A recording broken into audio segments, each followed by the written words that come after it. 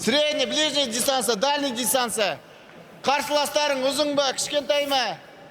Соның барын сами себе выбирайте, сонымен работайте.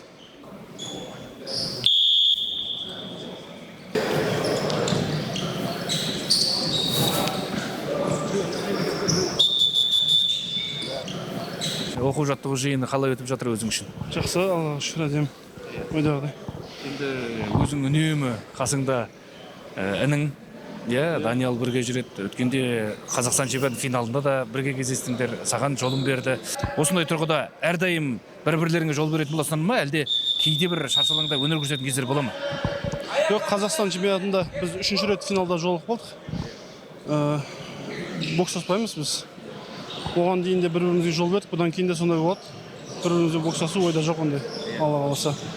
Енді үйде өздеріңе көзқарас қалай? Енді екеуің де ұлттық құраманың мүшесісіңдер, үйдегілерде бір ата-аналарыңда бір мақтаныш сезім болады ғой енді. Енді өзімізде қуанышты осы жылғы ғой енді бірден финалға шығып тұрғанымыз Қазақстан чемпионаты ең ірі жарыстың финалында өзімізге де үлкен қуаныш болды.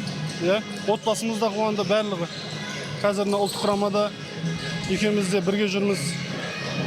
Барлығы қуанып жатыр, өзімізде де үлкен бір жігер ғой бұл.